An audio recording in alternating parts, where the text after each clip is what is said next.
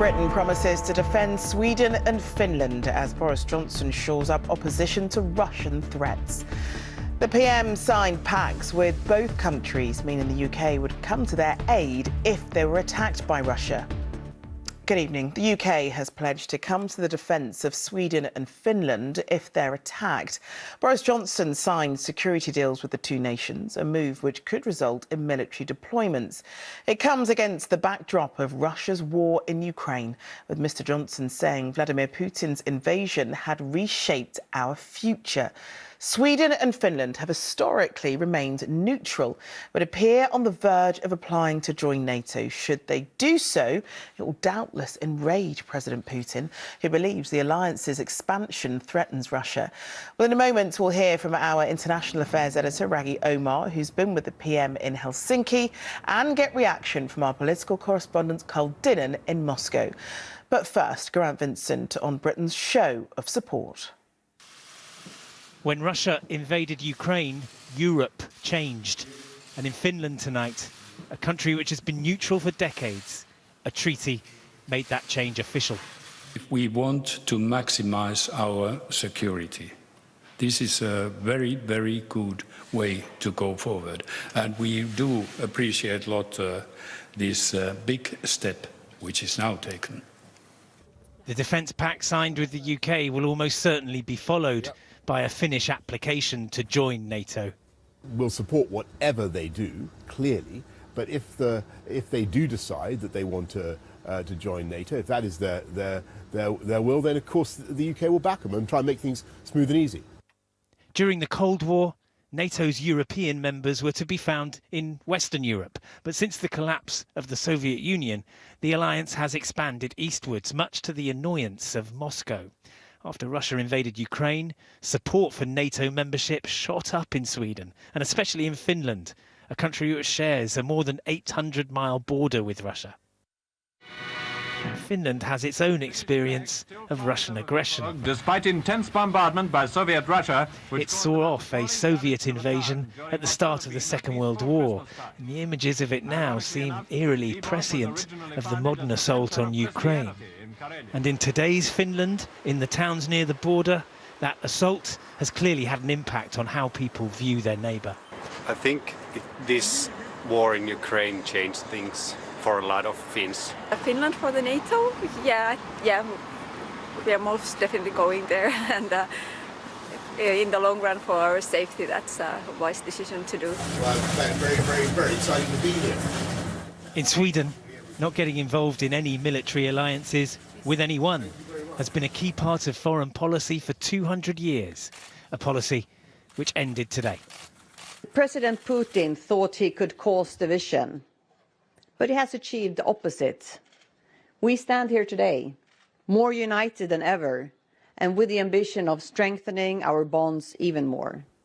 Today's announcements vastly increase the length of the fault line across Europe, where Russia and NATO-aligned countries face off. And despite all the Russian warnings of consequences if they join the alliance, Sweden and Finland clearly feel they will be safer in NATO than they were staying out. Geraint Vincent, ITV News. OK, let's speak now to Raghi Omar, who I mentioned is in Finland with the Prime Minister. Raghi, why has this pact been signed by these nations today? In short, Charlene, because the whole security and historical future of Europe has been changed within the last 3 months because of the invasion of Ukraine by Vladimir Putin. You have to understand that between them, Finland and Sweden have had a combined history of 300 years of strict neutrality, and that has been completely undone. They too, like the Baltic states not far away, feel threatened by Vladimir Putin and want reassurances from Britain that, first of all, if attacked, that we will give them security guarantee. We will come to their aid and vice versa. That's number one.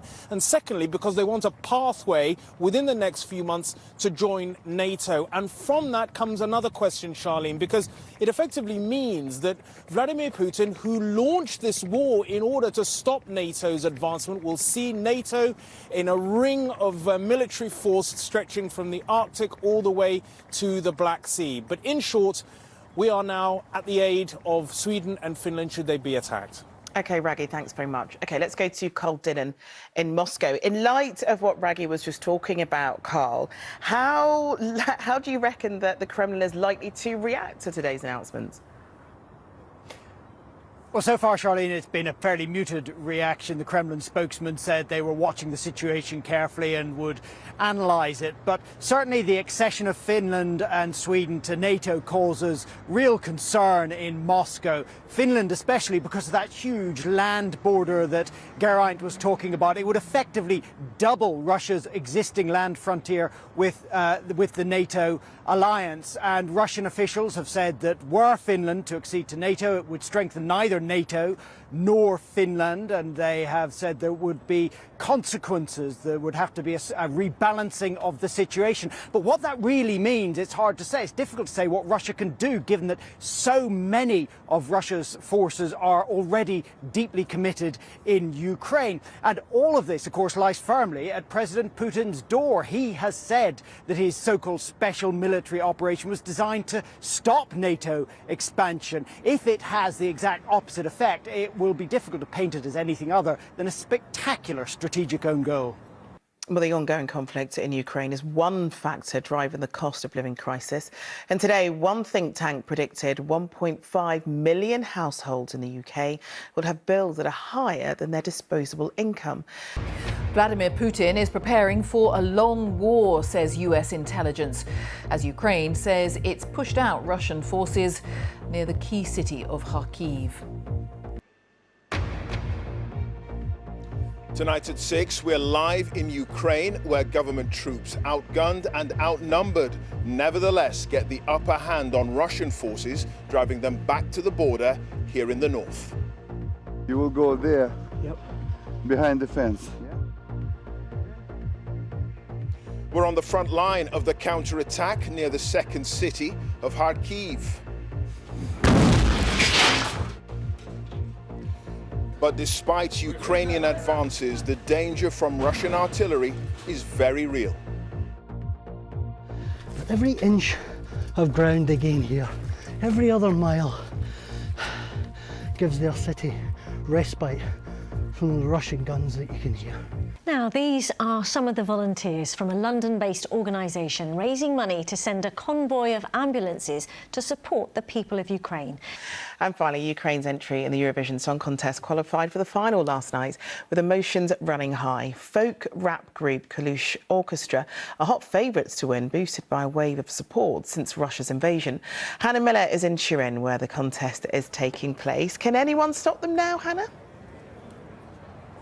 Well, these things are always dangerous to predict, aren't they, Charlene? And we've been speaking to passionate fans here all day who each have their own favourites as to who they think should win. They're queuing now to get into tonight's second semi-final. But last night, when Ukraine won their place in the grand final, the cheers came not just from Ukrainians themselves, but from Eurovision fans around the world. Ukraine! There they are. An opportunity to fly their flag in celebration and solidarity as the Ukrainian Eurovision Song Contest entry Kalush Orchestra were voted through to Saturday's grand final. It was really stressful to wait because we were not called out first or even second or third, so waiting was really nerve-wracking. With most men required to stay at home and fight, one band member chose not to come, and the group had to get special permission to perform.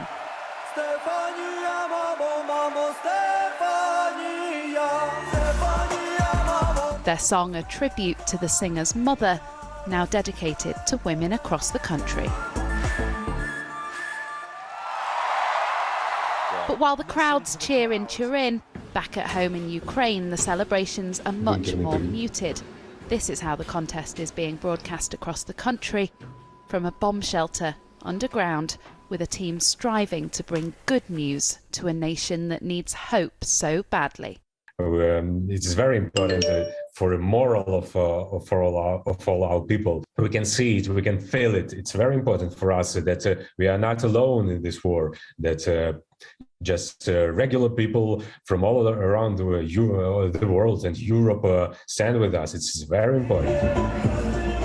So with their song ringing out in the Eurovision village, is Ukraine on the path to victory? It's not just a song contest here. It would be nice to have the support of Europe, I think, for Ukraine. I like Ukraine. Do you think they're going to win? Yes. It's nice for Torino to have these kind of events again, so I'm really excited. And this Ukrainian band are the strong favourites to emerge from the contest victorious. They're already winning hearts across the world.